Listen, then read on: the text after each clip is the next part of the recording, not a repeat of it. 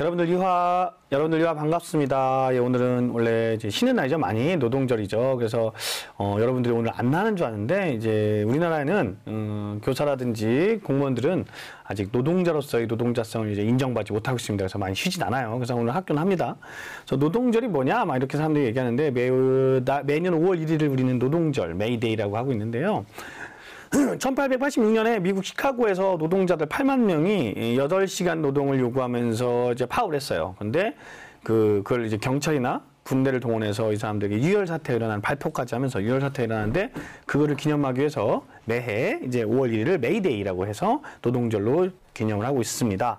그래서 우리나라에는 노동절이라고 하는 근로자의 날이다라고 얘기하는데 사실 근로자라는 것 자체가 조금은 이제 물론 이제 용어에 따라 차이가 있지만 열심히 일하는 노동자라는 뜻이라 상당히 이제 그거는 좀 의미가 다르다고 얘기를 해요. 왜 우리가 근로자라는 말을 쓰냐면 노동이라는 말이 공산주의에서 많이 쓰는 말이다라고 해서 못 쓰게 하는 겁니다. 그래서 약간 이념의 문제도 있어서 그냥 노동절에 써도 될 것 같고요. 선생님 이제 교사들이나 이런 공무원들도 노동절에 같이 놀면 좋겠지만 아직까지 우리나라에는 그렇게 되지 않고 있다라는 거. 그래서 수업을 하고 있습니다, 여러분. 예, 그래도 즐거운 수업을 했으면 좋겠습니다.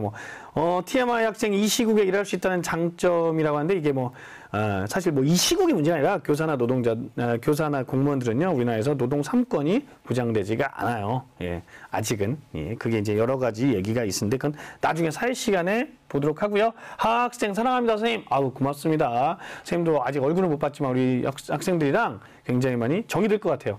원래 계획은 오늘이 마지막이었죠. 오늘이 시즌2의 마지막 시간이에요. 근데 코로나로 인한 계약이 또 연기되면서 등교가 연기되면서 다음 주에도 계속 선생님을 만날 수 있을 것 같습니다. 지난번에 얘기했죠. 선생님은 어디 가지 않습니다. 자, 그러면 오늘은 수업하기 전에 미니쌤과 함께하는 역사 이야기 부처님 오신 날에 대해서 한번 얘기했으면 좋겠어요.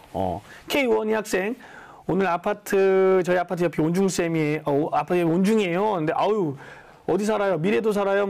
주공 아파트 살아요? 네, 반갑습니다. 우리 K1이 학생, 온양 학생인 것 같은데, 네. 혹시 지나가다 보면 인사해 주세요. 네. 어제는 부처님 오신 날이었죠? 우리 학생들 부처님 오신 날에 많이 이제 절에도 가고 했는지 모르겠지만 부처님 오신 날이 뭐냐면요. 원래는 석가탄신이라고도 불렀죠. 석가탄신. 우리가 12월 25일을 성탄절이라고 부르잖아요. 예수님 탄생하신 날. 그런 것처럼 매월 음력 4월 초파일, 4월 8일은 부처님이 태어나신 날이에요. 그래서 옛날에는 석가탄신이라 불렸는데 이게 2017년부터는 부처님 오신 날로 공식 명칭이 변경이 되었습니다. 지금 우리나라만 노는 건 아니고요. 전 세계적으로 마카오라든지 홍콩, 싱가포르 같은 불교를 많이 믿는 나라들도 휴일로 지정을 하고 있다고 합니다. 이 부처님 오신 날에는요, 이렇게 연등 행사를 많이 했어요. 이건 예전부터 했어요. 고려시대부터 조선시대 다 했는데, 연등 행사를 지금도 해요. 원래 올해는 코로나 때문에 안 했는데, 작년에도 선생님이 이 연등 행사를 한번 갔었던 기억이 나요. 저기 종로거리에서 쭉 하는데, 되게 화려한 연등을 들고, 지역별, 절별, 나중에 나라들도 막 와요. 우리나라에서만 하는 건 아니지만, 우리나라에 있는 외국인들도 많이 참석을 하는데, 굉장히 재밌었던 기억이, 미얀마라든지, 태국이라든지 이런 불교 국가들이 연등회에 참석하는 건 당연한 거잖아요. 근데 되게 재밌었던 것 중에 노르웨이, 덴마크 이런 북유럽 국가들도 있었고요. 제일 재밌었던 건 이스라엘에서도 이 연등회에 참석을 했어요. 근데 이스라엘은 우리 유대교의 나라고 또 예수님이 태어나신 곳이기도 하잖아요. 그러니까 불교 연등회랑은 왠지 안 어울릴 것 같은데 연등회에 참석을 하더라고요. 예, 그런 게 있었던 기억이 납니다.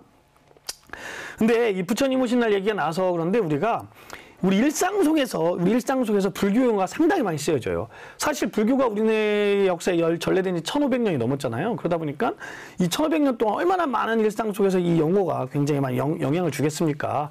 그래서 이 불교 일상 속에 있는 불교 용어를 몇 가지를 보면요. 여러분들 하는 일 없이 빈둥빈둥 놀거나 게으른 사람들 뭐라 불러요? 이제 건달이라고 이렇게 부르죠. 건달. 근데 이 건달이 원래는 나쁜 뜻이 아니었고요. 이 불교에서 음악의 신이라고 하는 노래 부르고 악기를 다루던 음악의 신이라던 간달파라고 하는 이 음악의 신에서 유래가 된 거고요.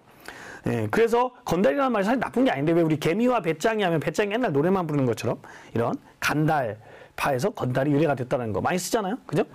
그리고 이제 야단법석이라는 말 많이 쓰죠, 여러분들. 왜 이렇게 너는 야단법석이니? 우리 어린아이들, 특히 우리 남학생들한테 야단법석이라는 말 많이 쓰는데, 야단법석이요. 들야자의 그러니까 밖에다 단을 쌓고 법회를 하던 건 야단법석이라고 그래요. 그러니까 원래 법회는 그 불당에서 하는 건데 이제 우리 강당이라고 하죠. 이 금당에서 절 안에서 하는 건데 부처님 오신 날이라든지 큰 행사 있는 날은 사람들이 다 들어갈 수 없으니까 바깥에서 나와서요. 커다란 원래 법회를 하려면 부처님 있어야 돼. 불상이 있어야 되는데 불상을 꺼내오기 어려우니까 부처님 얼굴을 그린 큰 그림, 그걸 이제 탱화라고 하는데 이 탱화를 걸어놓고 바깥에서 법회를 봐요. 그 야단 법석이라고 하는데 당연히 바깥에서 엄청나게 많은 사람들이 있다 보니까 막 시끄럽고 소란스럽고 그랬겠죠. 그래서 이 야단 법석이라는 말이 여기서 나타났다라는 거고 지금도 절에 가보면요, 이 괴불 탱화를 걸어놓은 괴불대가 곳곳에 많이 있어요. 흔적이. 그리고 좀 전에 선생님이 얘기했지만 강당. 우리가 오늘 체육관을 강당이랑 같이 쓰잖아요. 자, 오늘 학년조 했으니까 강당에 모여. 막 이런 말 많이 하는데 이 강당이라는 말 자체가 원래는 설법을 하던 스님들이 부처님의 말씀을 전하던 곳이에요. 금당이라고도 하고 이제 뭐 이 강당에는 여러 뭐 대웅전이라든지 여러 모신 부처님의 이름에 따라서 이름이 다릅니다만 이런 것도 많이 쓰는 이야기죠. 그리고요, 우리가 유교적인 걸로 알고 있는데, 원래는 불교적인 것 중에 이게 대표적인 게 뭐냐면, 우리 어른들이나 우리 가족이 돌아가시면 사구제라는 걸 지내거든요. 돌아가신 49일 만에 제사를 한번 지내는데, 이 제자가 이게 아닌데, 예. 잘못 썼네요, 선생님이. 49제가 뭐냐면, 원래는 이제, 원래 불교에서는요, 부처님이 있는데, 부처님이라는 건 해탈을 한 사람들 부처님이라고 하고, 원래는 이제 해탈하기 전에 있는 걸 보살이라고 하는데 이 명부전은 지장보살이라는 분이 계세요. 원래 이분은 부처님이 될 수 있는 자격이 충분하지만 이 세상에 있는 모든 중생을 구제하기 전까지 자기가 부처가 되지 않겠다 해서 보살로 남으신 분인데 원래 사람이 죽으면 우리 신과 함께 영화 받죠. 심판을 받아요. 이 사람이 전생에 무슨 잘못을 졌는지에 따라서. 그래서 총 10명의 왕에게 재판을 받는데 그걸 시왕이라고 해요. 그중에 염라대왕도 있습니다. 근데 이렇게 재판을 받는데 이 보통 7일에 한 번씩 받아요. 그래서 7번째 왕한테 재판을 받으면 전생에 후생에 내가 뭐로 태어날지가 결정이 된다고 그래요. 그 윤회사상과 관련된 거거든요. 예전에 얘기했잖아요. 처음에 이제 신라 시대 때 공부할 때 얘기했었는데 왜 게으른 사람들은 소로 태어나고 살생을 즐기던 사람들은 개미로 태어나고 뭐 이런 식으로 왕으로 태어나려면 전생에 굉장히 덕을 많이 쌓았겠죠.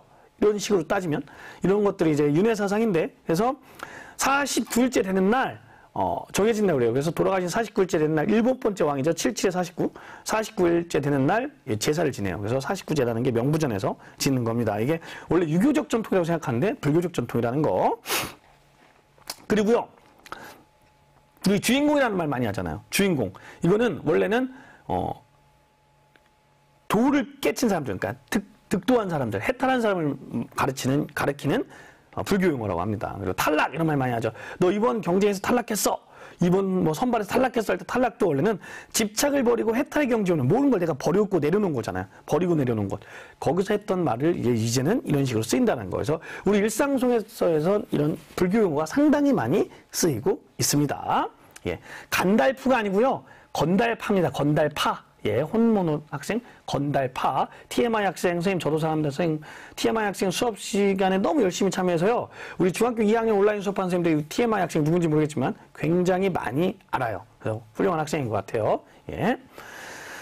자, 그럼 이번 시간에는요, 이제 수업에 들어가서 고려 문화의 발달에 대해서 볼 거예요. 고려 문화. 자, 이번 시간에는요, 고려시대 문화의 특징에 대해서 배우고요. 두 번째, 고려 문화의 국제적 위상. 고려 문화 중에 국제적으로 굉장히 유명한 게 몇 가지가 있었어요. 그거에 대해서 보도록 하겠습니다. 오늘 약 20명이 보고 있네요. 지금 22명이. 오늘 다 노동절이라 많이 놀러 간 것 같아요.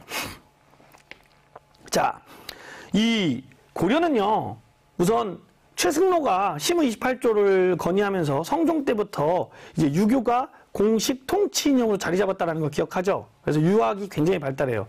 물론 최승로 이전, 성종 이전에 광종 때도요, 이 유학을 장려하고 유학을 통치를 하기 위해서 과거제라는 걸 실시했잖아요. 과거제라는 게 유학의 지식을 시험 보는 거예요. 유학의 지식을 시험 봐서 관리로 임용하는 겁니다. 그러니까 이게 전형적인 유학적인 소양을 기우는 거, 시험 보는 거기 때문에 이 유학이 발달하게 될 수밖에 없어요.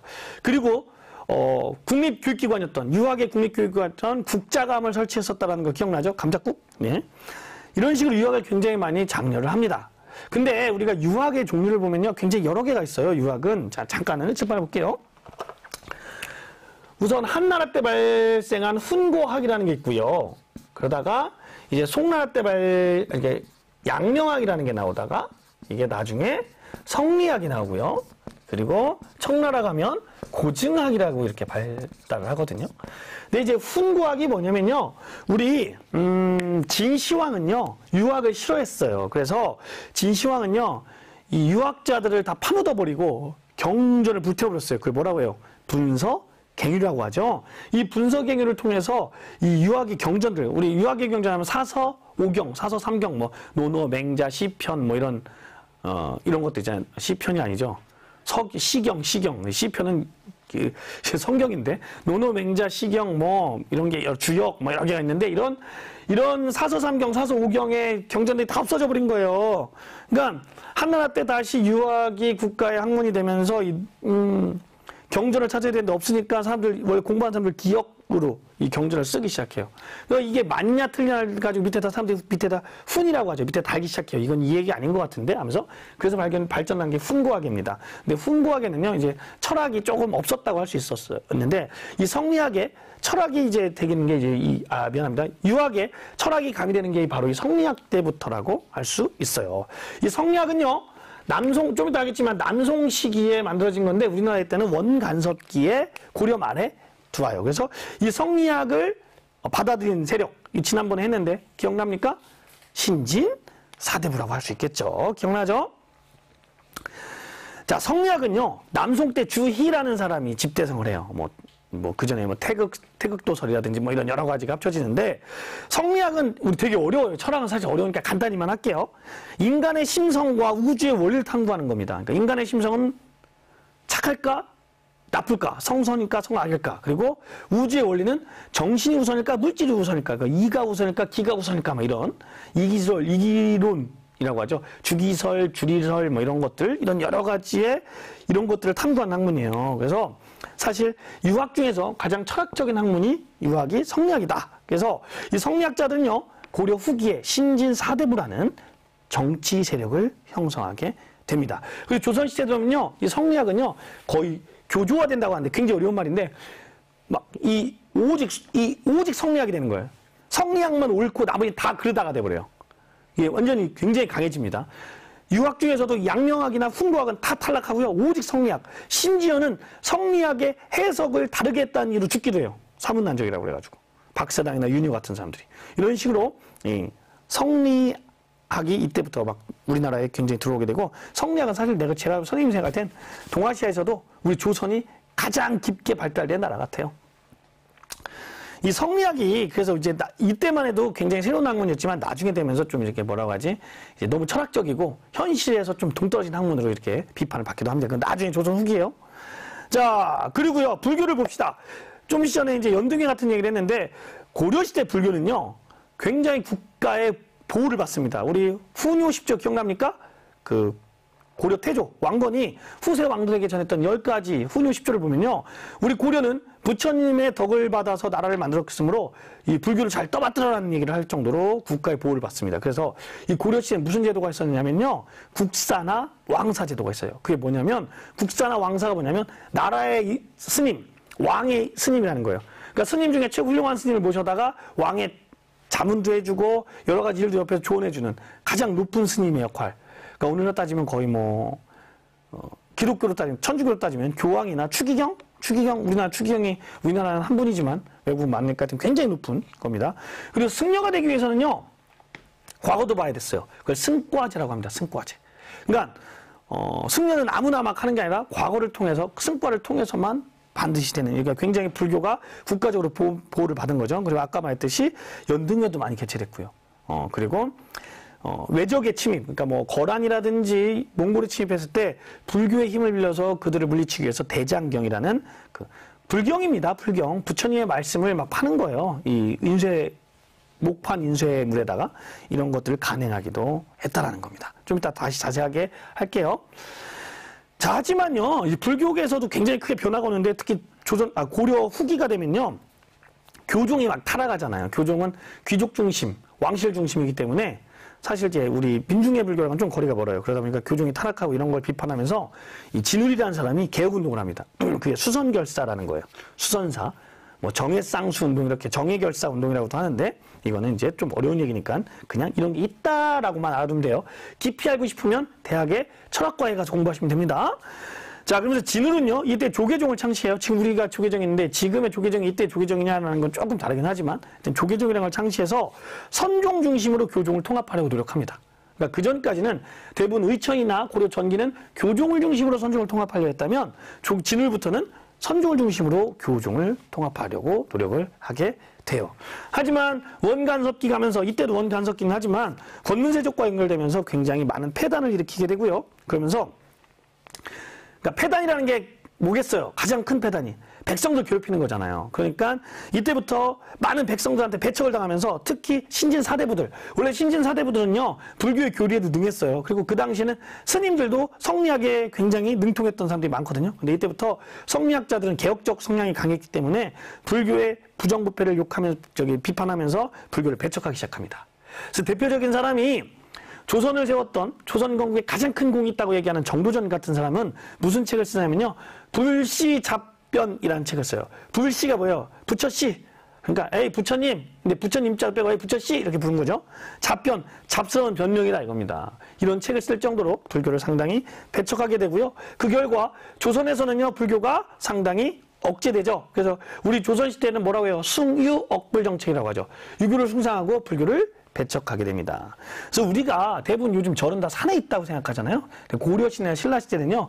그 도시의 한가운데 가장 큰 곳에 절이 있었어요. 이게 다 조선시대 가면서 산으로 올라가게 되는 겁니다. 그리고요.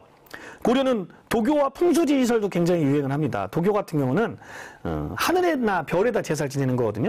그러니까 이 국가적 차원에서 도교에다 제사를 지내는 행사를 해요. 그래서 우리가 팔관회라고도 하는데 굉장히 큰 행사였습니다. 국가적으로. 이런 행사들도 하기도 했고요. 이건 조선시대까지 넘어가요. 그래서 소격서라는 도교 제사를 관청하는, 도교 제사를 지내는 관청이 있을 정도로 이거는 조선시대까지도 도교회를 계속 국가적으로도 이렇게 장려를 했다라는 겁니다. 풍수지리설 같은 경우는 묘청의 서경천동의 사상적 기반이 된다고 기억나죠? 풍수지리는 지금도 우리 삶에 굉장히 큰 영향을 끼치는 거 알죠, 여러분들? 요즘에는 사실 풍수에는 두 가지가 있어요. 음택과 양택이 있는데 양택 풍수는 집을 지을 때 풍수를 보는 거고요. 음택 풍수는 묘를 쓸 때 풍수를 보는 건데 사실 지금은 집 살 때 풍수를 많이는 안 봐요. 왜냐하면 집을 내가 원하는 곳에 지을 수가 없기 때문에. 근데 음택 풍수는 요즘도 굉장히 중요하죠. 그러니까 산소를 쓸 때 지관이라는 분이 다니면서 여기가 명당입니다 이러잖아요. 지금도 풍수지리설은 많이 우리나라에서 많이 믿습니다. 자, 불교 예술로 한번 다시 가볼게요. 불교가 발달하니까 예술도 발달하는데요. 전기를 보면요. 귀족적이고 이제 불교적 색채가 상당히 강해요. 전기의 우리 고려 예술을 보면. 그래서 석탑이나 철불이 유행하는데요. 석탑 같은 경우는 현화사, 개성에 있는 현화사 7층 석탑, 그리고 강원도 오대산에 있는 월정사 9층 석탑이 유행하게 됩니다. 그 현화사 7층 석탑 같은 경우를 보면은 뭐 신라시대 탑이랑 크게 다르진 않잖아요. 비대미가 좀 다르지만 이제 월정사 9층 석탑은요. 여러분 보면 알겠지만 원래 그 전까지 탑은 사각형이 있잖아요. 근데 다각형, 팔각이라든지 이런 다각형 탑이 됩니다. 그리고 층수도 굉장히 많아지죠. 5층 탑, 3층 탑이 아니라 9층 탑, 나중에 고려 후기엔 10층 탑까지 나와요. 경천사지. 이런 식으로 월정사의 9층 탑이 나오는 건 대부분 고구려의 양식, 그리고 중국의 양식이라고 그래요. 이게 다층 다각탑은. 그래서 이런 식으로 우리나라 고려시대 탑의 특징은 다층 다각탑이 많다는 겁니다. 그리고 아까 철불도 잠깐 얘기했는데요. 원래 부처님은요 나무로 만들어서 금칠을 하거나 이제 목조불이죠. 아니면 금동, 그러니까 동으로 만들어서 위에 금을 입히거나 이러거든요. 근데 이제 이게 고려 시대는요 철로 만든 철불이 유행해요. 철은 사실 굉장히 투박해요. 금속 중에서 가장 이제 흔한 금속 중에 하나잖아요. 싸고. 근데 왜 고려 시대 철불이 유행하냐면 고려 시대는 주로 아직까지 고려 초기는 호족의 힘이 강했잖아요. 호족들이 자기의 힘을 과시하기 위해서 좀 강인한 철이라는 좀 어떻게 보면 좀 이제 좀 투박하면서 강인한 느낌이 나는 철로 만든 불상을 많이 만들었다고 그래요. 그래서 제일 대표적인 게 우리 충남 서산에 있는 보원사지에 가보면 철불이 만들어졌거든요. 이게 국립중앙박물관에 있는데 고려 철불이라든지 철원의 도피한사에 있는 비로자나불상 이런 것들이 다 철로 만들어진 불상이다라는 거. 고려시대는 철불이다라고 기억하면 됩니다. 자, 후기에는요 권문세족의 요구를 받아서 이제 화려한 불화라는 게 유행을 하는데 불화가 뭐냐면요. 불화는요. 이 부처님의 말씀이나 부처님을 그린 그림이에요. 아까도 얘기했지만 바깥에서 야단 법석, 바깥에서 야외 법회를 할 때 불상을 옮길 수 없으니까 부처님의 그림을 그리잖아요. 그래서 이게 들고 다니면서 걸 수 있는 걸 탱화라고 하고요. 벽에다 그리는 거 벽화라고 합니다. 그리고 경화라는 것도 있어요. 이런 게 이 불화의 여러 가지 종류가 있는데 우리나라에서 지금 고려시대 불화 중에서 가장 유명한 것이 수월관음도라는 그림입니다. 여기 보시면 알겠지만 이게 부처님의 그림이에요.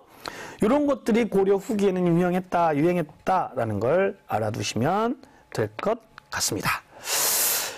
자, 그리고 고려의 건축을 보면요. 고려 시대는요, 주로 초기에는 궁궐이라든지 이런 게 많이 만들어졌고요. 후기에는 절이 많이 만들어지는데, 현재 고려 시대 건축물은요, 전기 건축물이 남아있지 않아요. 우리나라에서 가장 오래된, 현재 남아서 전해지는 가장 오래된 건축물은요, 주로 이제 고려 후기 14세기경의 사찰 건물들입니다.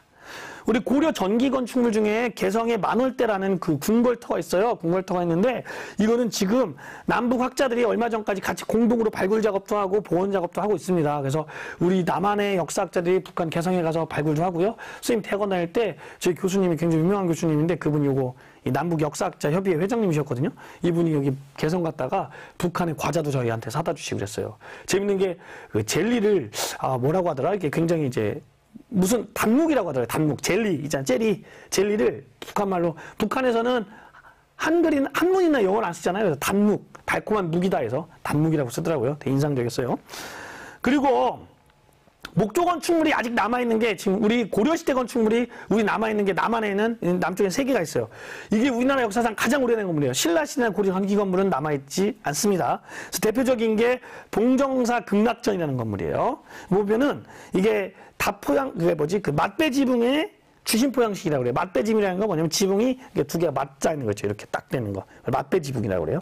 그리고 주심포라는 건 요 가운데 그림을 보면 기둥과 지붕을 받쳐주는 장치가 있거든요. 그걸 포라고 하는데 이게 기둥이 하나만 있으면 주심포예요. 그리고 기둥과 기둥 사이에 포가 여러 개 있으면 다포예요. 근데 보통 고려시대는 맞배 지붕의 주심포 형식이 되는데 조선시대로 갈수록 팔짝 지붕의 다포 형식으로 하거든요. 뭔 소리예요? 그냥 그런 게 있다로만 알아두세요, 그냥. 그러니까 한마디로 단순한 게 화려해지기 시작했다라고 알아두시면 됩니다. 조선시대 가면 약간 화려해져요. 다시 한번 그림으로 보여줄게요. 부석사 무량수전입니다. 부석사 무량수전을 보면요. 선생님 이거 다시 한번 가져와 보세요. 이게 팔짝 지붕이에요. 팔짝 지붕 이렇게. 맞배 지붕은 이렇게 딱 2개가 맞붙어 있는 다음에 이건 팔짝 지붕. 예, 이렇게 돼 있는 건데 좀 더 화려하죠? 근데 여기도 팔짝 지붕이긴 하지만 여기는 주심포입니다. 포가 여기 안에 하나씩 있는 이게 팔짝 지붕이에요. 예. 여기 만공왕국사인데 한번 여러분들 만들어 보면 무슨 뜻인지 알 것 같아요. 재밌어요. 자. 그리고요. 우리 충남에도 하나 있죠. 충남에도 하나가 있습니다. 우리 3대 건축물, 목조 건축물이라고 하는데 수덕사, 우리 예산의 수덕사의 대웅전 건물이에요. 수덕사 대웅전은요. 이거는 맞배 지붕입니다. 그리고 주심포 형식인데요. 이게 1300년대 후반에 만들어진 건물이에요. 근데 우리가 여러분들 보면, 그럼 지금도 수덕사에 가면은 이게 한 800년 가까이 된, 건물인가요? 나무들이 다 그런가요? 하는데, 이 목조 건물은요, 특징이 조립식이에요. 우리가 이게 어떻게 조립식이에요? 그러는데, 옆에 벽에 흙만 털어내면요, 이거는 다 못을 안 썼기 때문에 조립 해체가 가능합니다. 그래서 재밌는 건 궁궐 같은 경우는 막 옮겨 다녀요. 딴 곳에. 한옥도 막 옮길 수 있어요. 딴 곳에다 갖다 옮길 수 있거든요. 그래서 이것도 이거 조립식이기 때문에 이런 부재라고 하죠. 이런 걸 갈아줘요. 특히 기둥 같은 경우는 벌레를 많이 먹어요. 그 나무가 썩잖아요. 그럼 새 나무로 갈아줘야 됩니다. 그래서 지금 수덕사 대웅전, 봉정사 극락전, 이런 부석사 무량수정도 전부 다 이게 고려시대 나무는 아니에요. 계속 갈아줍니다. 하지만 그때 건축 양식이 무너지거나 소실되지 않고 그대로 이어지고 있다는 게 의미가 있는 거죠. 이 나무들은 수시로 갈아진다는 겁니다. 기와도 마찬가지고요. 그래서 한옥이 비싸요. 그러니까 이걸 유지하기 위한 유지 비용이 굉장히 비쌉니다. 자, 빠밤. 자, 과제 1. 고려시대 대표적 목조 건축물 중에 우리 고장에 있는 것은 무엇일까요? 했는데 여러분 뭐죠? 좀 아까 얘기했죠. 수덕사 대웅전이라는 거 꼭 기억하시기 바랍니다. 그러니까 우리 예산에 있는 수덕사는요, 굉장히 유명하고 굉장히 대단한 절이에요. 우리 조계종, 이제 지금 우리나라의 가장 큰 불교 종파가 조계종이거든요. 가장 커요. 대부분이 조계종입니다. 조계종 중에 2대 그 선문 중에 하나고요. 여기서 조계종의 최고 높은 사람은 이제 우리가 이제 그 총무원장님 스님이라고 하는데 총무원장이 여기서도 나올 정도로 굉장히 큰 뭐라고 하지? 영향력 있는 절이 수덕사입니다. 자, 그리고요. 이제 우리가 오늘 첫 시간에 처음에 학습 목표에서 봤던 고려의 고려 문화의 국제적인 걸 얘기할 때 가장 빠지지 않고 등장하는 것이 고려 청자예요. 청자. 우리 그러니까 우리 도자기를 많이 쓰잖아요. 사실 도자기는 어느 나라에서 처음 만들어졌을까요? 도자기는 중국에서 처음 만들어졌어요. 그래서 우리 도자기의 영어로 뭔지 알아요? 도자기가 영어로? 차이나예요, 차이나. 소문자 차이나. 대문자 차이나는 중국이고요. 소문자 차이나는 도자기란 뜻이에요. 그래서 그 정도로 도자기는 중국의 대표적인 건데 우리나라도 도자기를 많이 만들었습니다. 근데 우리나라가 도자기를 보면요. 조선시대 가면은 유학이 발달하면서 좀 검약 또 이제 이런 청빈 이런 걸 강조하다 보니까 화려하지 않고 좀 투박하고 좀 검소한 도자기, 백자라든지 이런 다랑아리 도자기가 많이 발전했다면 고려시대는 귀족 문화였잖아요. 그러면 화려한, 색도 화려하고 모양도 화려한 이 고려청자가 발달합니다. 이게 고려 문화의 귀족적 성격을 보여주는 건데요. 고려청자는 여러 가지 기법이 있는데 상감기법이라는 게 있어요. 주로 이제 전라도 광진이나 부안 쪽에서 많이 만들어져요. 이쪽에서 도자기를 만드는 흑인 고령토가 많이 이제 나온다고 해요. 그래서 강진요라든지 부안요가 우리나라에서 가장 이제 유명한 이제 도자기 만드는 곳입니다. 저기 지금은 경기도 이천 이런 데가 도자기를 많이 만들죠. 자, 근데 보면 상감기법이 뭐냐면요. 청자는 전부 다 상감은 아니에요. 상감, 청자라 불리는 것만 상감인데 상감기법이 뭐냐면 우선 무늬를 파요. 이제 진흙으로 이제 빗은 다음에 거기다 막 무늬를 파요. 그리고 거기다가 흙을 바릅니다. 그 흙을 바르고 이 흰흙을 바르는 거예요. 그리고 그걸 긁어내요, 흰흙을. 그럼 이 색인 데에는 흰흙이 들어가죠. 메꿔졌겠죠. 그런 다음에 다시 이 밖에 나머지에다 또 조각을 해요. 그런 다음에 이제 붉은 흙을 발라요. 그리고 또 벗겨내면 또 이 조각한 곳에는 또 이 붉은 흙이 메꿔졌을 거 아니에요? 그런 다음에 유약을 발라요. 그리고 구워내면 이게 상감, 청자라는 게 나옵니다. 그래서 그림을 보면요. 맨 왼쪽에 있는 게 그 청자, 상감, 운항문, 매병이라는 거예요. 국보 68호죠. 이게 청자예요. 청자인데 무슨 청자다? 상감이라는 거예요. 상감기법을 쓴. 운항문, 구루문과 학의 모양이 있는 매병. 매병이라는 건 주둥이가 작은 걸 매병이라 불러요. 이게 운항문, 매병이라는 거고요. 그 옆에 있는 건 상감은 아니에요. 그냥 청자예요. 비추 3개. 이거는 청자, 투각, 칠보문, 향로고요. 향로입니다. 향표는. 맨 것은 이제 참외무늬의 꽃병이라고 해서 청자, 참외형 꽃병이라 부르는 이게 고려 청자의 대표적인 것들이죠. 그래서 이 고려 청자는 중국에서도 굉장히 인기가 많았나 봐요. 그래서 우리가 우리 전라도 신안 앞바다로 우리나라 보물선, 이게 그 무역선들이 많이 다녔거든요. 고려시대.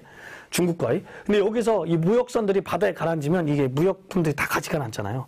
그래서 이 무역선을 건졌는데 고려시대 무역선을 건지면 그 안에서 이런 고려 청자들이 많이 나왔어요. 그래서 이 한때 이 무역선, 보물선이라 불렀는데 이 보물선 하나 건지면 진짜 무슨 로또보다 더한 이제 횡재를 한다라는 얘기가 있어서 막 보물선 펀드도 하고 막 그랬다고 그래요. 근데 이런 건 전부 다 국가에 귀속됩니다. 국가에 물론 보상은 해주겠지만 국가재산입니다. 이 고려청자는 지금도 뭐 유럽이나 이런 그러니까 서양의 경매에 나오면 엄청난 가격을 받게 됩니다. 진짜라면. 네. 그리고요, 우리가 이제 고려시대에는 인쇄술이 발달해요. 인쇄술이 발달하는데, 처음에는 목판 인쇄술이 발달합니다. 나무에다가 새기는 인쇄술이에요. 인쇄술이라는 게 뭐예요? 책을 찍어내는 기술이잖아요. 우리가 중국의 4대 발명품이 뭔지 알아요? 중국의 4대 발명품이 세계 역사를 바꾸는 4대 발명품. 하나는 이제 활자 인쇄술, 종이, 화약, 또 이제 그 나침반 이런 건데, 그 중에서 이제 인쇄술 같은 게 중국에서 처음 만들어졌다고 하지만 우리나라도 인쇄술이 많이 발달합니다. 근데 처음에는 활자는 아니고요. 그냥 목판 인쇄술이에요. 그게 무슨 차이냐? 좀 이따 얘기할게요. 이 목판에다가 부처님의 말씀을 파는 거예요. 그 대장경이라고 하는데, 대장경 조판이라고 하는데, 거란이 침입했을 때 불교의 힘으로 거란을 무찌르기 위해서 이 부처님의 말씀, 불경을 막 파는 거예요. 그러니까 이 목판의 특징은요, 한자 틀리면 어떻게 됩니까? 다 버려야 돼요. 다시 새겨야 돼요. 그래서 한자도 틀리면 안 돼요. 그러니까 막 한자 새길 때마다 저라고, 한자 새기고 저라고 막 그랬다고 그래요. 굉장히 열심히 새기는. 그래서 이제 이 거란의 침입 때 만들어진 게 초조대장경이라는 건데, 이후에 다시 또 의천이 속장경이라는 걸 또 만들기도 합니다. 이건 지금, 조판은 남아있지 않고요. 인쇄물은 많이 남아있어요, 아직도. 그리고 지난번에 했던 몽골의 침입을 막기 위해서 만들어진 게 8만 대장경이라고 하죠. 이제 8만자. 단 한 자의 오탈자도 없답니다. 그러니까 엄청난 불시물로 만드는 거죠. 근데 재밌는 게 이 8만 대장경 자체도 역사적 가치가 어마어마하지만 이 8만 대장경을 보관하고 있는 그 건물, 이게 합천의 해인사에 있는 장경판전이라는 건데 이 건물 자체도 엄청난 건물이에요. 물론 이 8만대 장경이 처음부터 합천에 있었던 건 아니고요. 고려시대는 당연히 몽골의 침입을 막았기 때문에 강화도에 있었겠죠. 강화도에 선원사라는 데 보관이 돼 있다가 예, 이 장경판전은 언제 옮겼는지 모르지만 장경판전 자체는 조선 성종 때 만들어졌다고 합니다. 1400년대에. 근데 이제 재밌는 게 이 장경판이 엄청나게 얼마나 과학적이냐면요. 이 장경판전에다 팔만대 장경을 보관하고 있어요. 나무로 만든 거는 무슨 문제가 있냐면요. 항온, 항습이 되지 않으면 판이 뒤틀리거나 갈라져 깨져버려요. 근데 이 항온, 항습이 여기 옛날 건물이니까 안 된다고 생각하고 1970년대에 이 앞에다 콘크리트로 만든 최신 건물을, 과학의 건물을 만들었다고 그래요. 엄청난 돈을 들여서. 근데 하나 옮겨봤더니요. 뒤틀리기 시작했다고 합니다. 이 항온, 항습이 안 맞아가지고. 그래서 다시 장경판에 갖다 놨다니까 괜찮아졌다고 그래요. 그만큼 현대 과학으로도 따라가지 못할 정도의 굉장한 기술, 과학기술이 바로 이 장경판전이에요. 그래서 재밌는 건 팔만대 장경보다 먼저 이 장경판이 더 유네스코 세계 문화유산에 등록이 돼요. 이 팔만대 장경은요, 2007년인가에 유네스코 세계 기록유산으로 등재가 되는데, 이 장경판전은 그 전에 1990년대에 유네스코 세계 문화유산으로 등재가 됩니다. 그래서 팔만대장경도 국보예요. 국보 제 32호인데, 이 장경판전도 국보예요. 국보 52호입니다. 유네스코 세계 문화유산이고요. 근데 이게 도대체 뭐길래 그러냐? 근데 이게 굉장히 과학적인 게 숨어 있어요. 이렇게 보시면 사각형이거든요. 4개. 그러니까 이 양옆에는 작은 건물이고, 이 중요한 건 이 앞뒤는 긴 건물인데요. 이게 왜 중요하냐면요. 이 창문이나 이런 구조를 보면 공기의 순환을 적절하게 해서 항온, 항습이 자동적으로 연결이 될 수 있도록 만들어졌어요. 그래서 뭐 바닥은 우리가 항온, 항습이 될 수 있도록 모래나 횟가루나 칠흑을 이렇게 섞었다고 하고요. 재밌는 건 비밀은 바로 여기 있습니다. 이 창문을 보면요. 우리가 옆에서 창문을 보면은 요거 잠깐 볼게요. 앞에는 위에가 작고 밑에가 넓어요. 근데 이 뒤를 보면요. 거꾸로 위에가 넓고 밑에가 작아요. 이거 화면을 다시 보면요. 이 창문의 크기가 달라요. 왜 그러냐면 바람이 들어와서 통풍구를 통해서 나갈 수 있도록, 그러니까 이 바람의 이 흐름을 바꿔줄 수 있도록 이렇게 창문을 이렇게 크기를 다르게 했다라는 거 굉장히 중요하죠. 과학적인 거죠. 이게 뭐 대단히 과학적이야겠지만 이걸 엄청난 연구나 이런 걸 통해서 만들었다는 겁니다.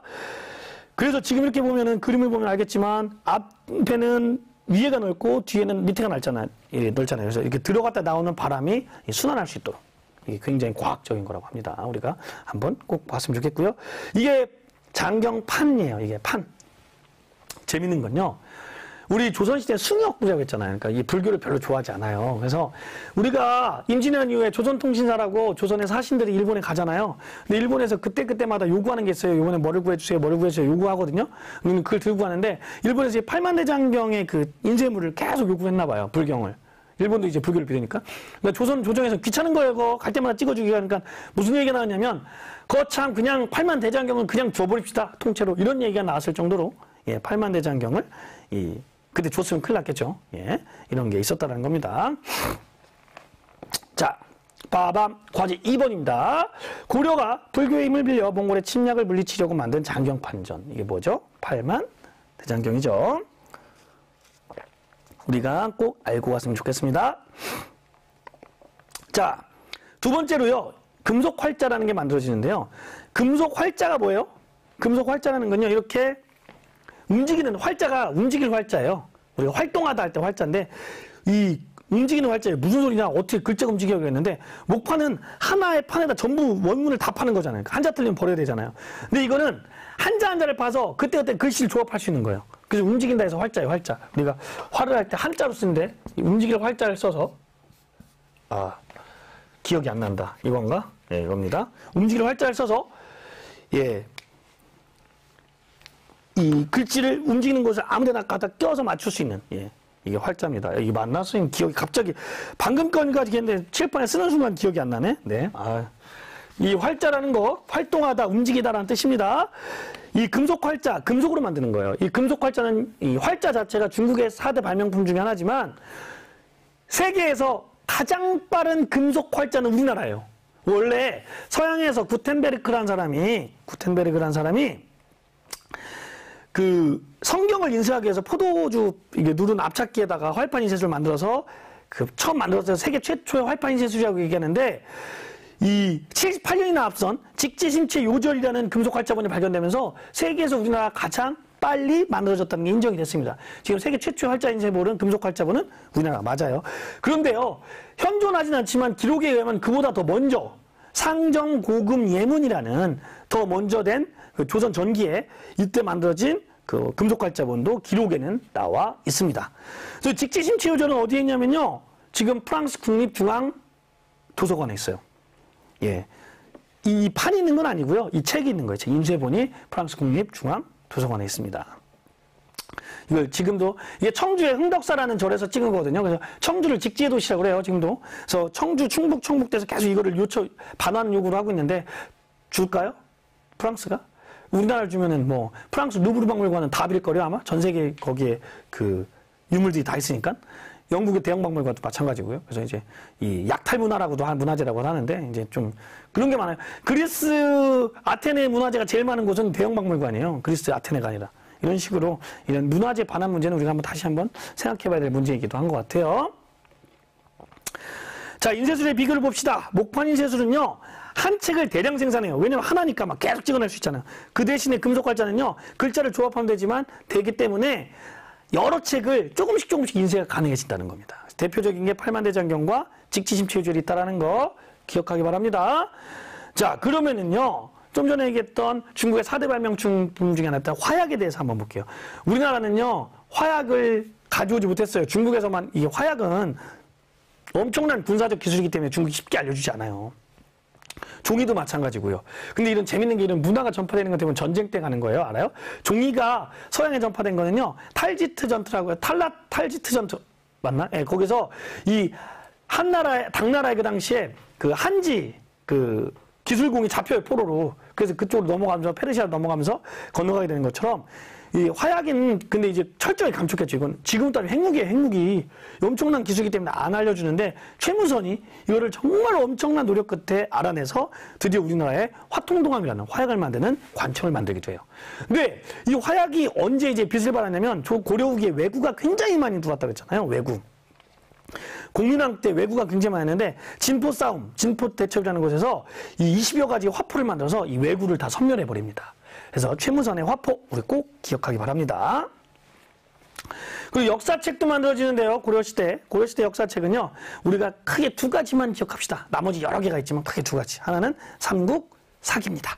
12세기에 김구식 기억나죠? 우리 저기 그 고려 전기 문벌 귀족사에 막 흔들릴 때 서경천도 운동을 했던 진압했던 개경 세력의 대표자 김부식.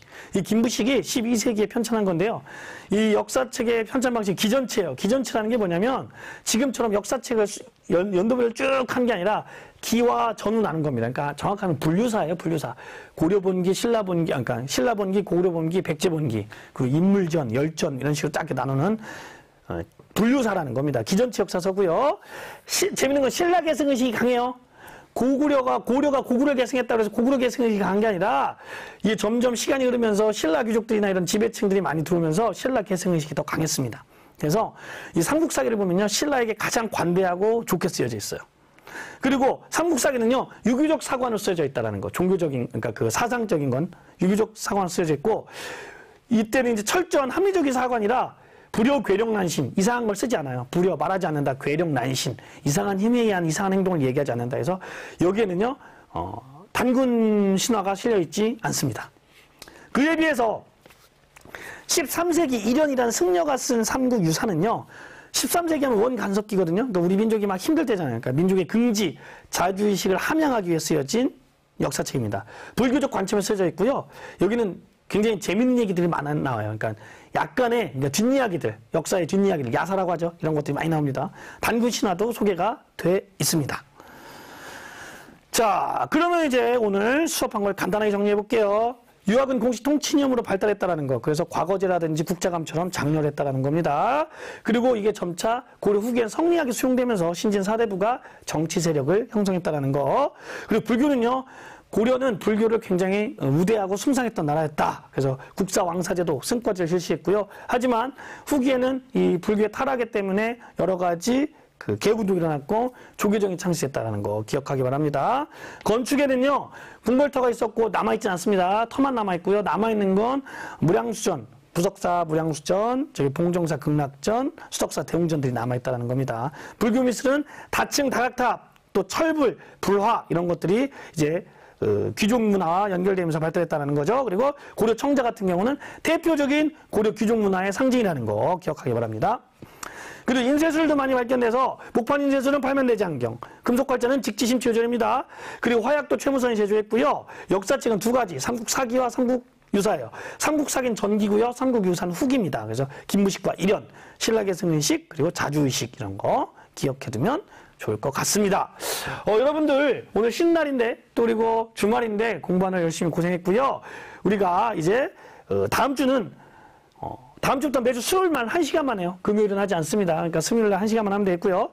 다음 주는 조선의 건국과 통치체제의 정비를 해두도록 하겠습니다. 여러분들 고생 많이 했고요. 다음 시간에 봅시다. 유바.